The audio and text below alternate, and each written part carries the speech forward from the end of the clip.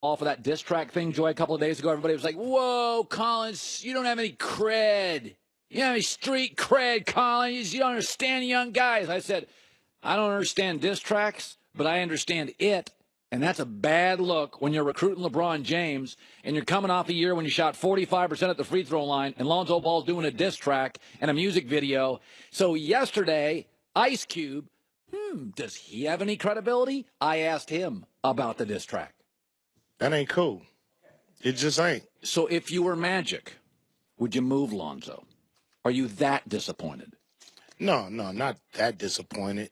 I mean, it's still... What would you sit down and tell him? I'm Lonzo, you're Magic. What do you tell me? No more records. No more dissing in public. You know what I mean? You guys got an issue with each other. Let's speak on it in private. We keeping everything in-house, in the locker room, nothing public. Perception is reality. You're LeBron James. Multiple suitors trying to attract you. You generally don't like dealing with young players. You chose Kevin Love over Andrew Wiggins. You recruited Ray Allen, Shane Battier, veteran Chris Bosh, D. Wade, J.R. Smith, Kyle Korver. You're not a big fan of young players, and this is what you hear one day from the Lakers, a team you want to go to? We thumbing through that money, look at y'all playing with your thumbs. Don't know who your daddy is, well your ass is getting some. We both taking shots, the only difference you ain't hitting none. Sound like something grown-ups do? Is that what D. Wade's doing a couple years ago, right before the finals, or Tim Duncan? Listen, man, once you win titles, you can do everything you want and anything you want. But John Wall's first NBA game, Dougie, it doesn't sit well with the big guys in the room. And Lonzo, you're a rookie. You shot 45% from the free throw line. Ain't a good look. And by the way, Magic, the day after we said it, Magic came out, sources came out saying he wasn't happy.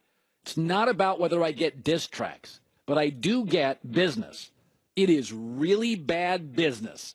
Really bad business when you're recruiting LeBron and he doesn't like playing with young, immature players to drop a diss track in the middle of the recruiting process. Joy Taylor with the news. No. Turn on the news. This is the Herdline News. Well, Colin, we just had Trey Quinn on, the last pick in the draft. The first pick in the draft, Baker Mayfield, according to a story in the Cleveland Plain Dealer, isn't performing well enough to compete with Tyrod Taylor for the starting job. Oh. But that isn't phasing Baker Mayfield. He continues to say all the right things so far. When he was asked about it, he said that Tyrod has been an unbelievable mentor, which is a perfect situation for him. Here's what he said. Hearing you say they traded a third-round pick for Tyrod just doesn't make any sense. We got a lot more out of that than anybody else could. The guy that he is for this franchise, for all of our teammates, is unbelievable. And so for me, to be able to watch him and learn from him, it's been great. You know, he sets the bar high, shows up, his work ethic. It's a great situation for me to come into, to have somebody like that. But it's good for me overall. So the story is he wasn't ready to even challenge for the job? Here's the thing. I feel like if you draft a quarterback in the first round, you are probably not a very good team, right? So maybe you are on the last year coaching, you're on the hot seat most likely, or you are a new coach. So if you have a situation like the Browns where you've been nothing above abysmal for I don't know, let's call it the last decade, to be kind, and you're Hugh Jackson, you want to keep your job, right? So are you going to try and win 6 games with Tyrod Taylor, or are you going to try and develop Baker Mayfield? I don't like the idea that you can draft a quarterback #1 overall in the draft, and he's not quite ready to play. Like, of course he's not quite ready to play. He's a rookie. He's going to get out there and make mistakes. But to me, this is he's Hugh Jackson trying to keep his job. Let's win a couple games, appease the fans, let Baker Mayfield develop. Not that Tyrod is somebody bad to sit behind. Tyrod is a solid quarterback who's going to win you some games. But are you trying to win some games, or are you trying to become better as a franchise? Well, this is absolutely true. Hugh Jackson may not get another head coaching job. This is it. And so Hugh Jackson has to win 6 to 7 games this year for the front office, the owner, to go, he's our guy. Well, how are you going to do that? You're going to do that. You can't go. Let's say Baker is surprisingly good, if you're 2-14, which in that division is about what Baker can get you, you're fired. So this is the dysfunction of Cleveland, is that Hugh Jackson wants to win games. Now, I do believe Tyrod Taylor right now is better, but this is going to be the struggle all year because the minute the most popular guy on any football team is the backup quarterback, when Tyrod wins, nobody will chant Baker. Yep. If Tyrod loses a game, nobody will chant Baker. But if the Browns lose 2 straight games at any point in this season, you're going to hear chants for Baker.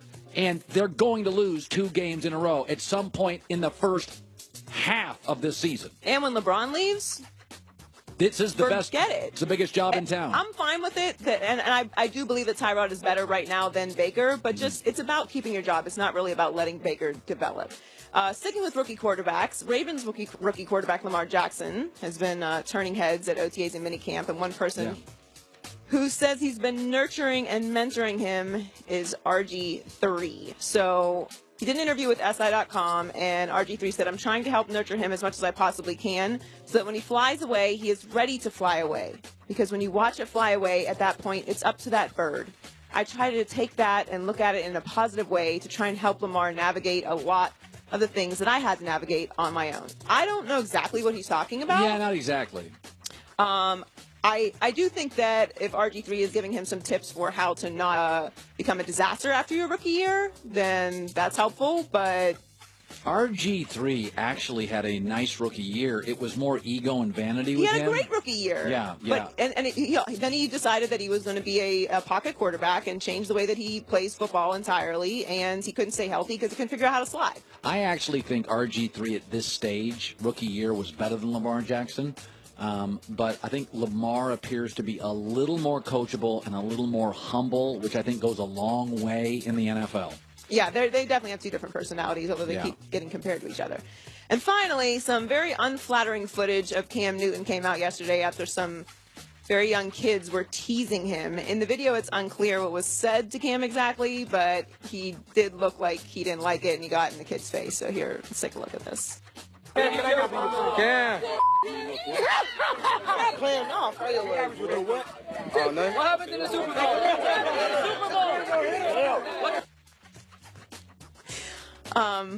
Okay, so do you that's such a bad look. Do you buy into the idea that life imitates art, though? I think the fact that Cam Newton was even marginally bothered by 9-year-olds says a lot about Cam Newton. Well, a certain commercial foretold of this happening. I don't know if you remember this. Do we have this footage? Yes, I do. Hey, Cam, thanks a lot for coming to my school today. No problem, Nate.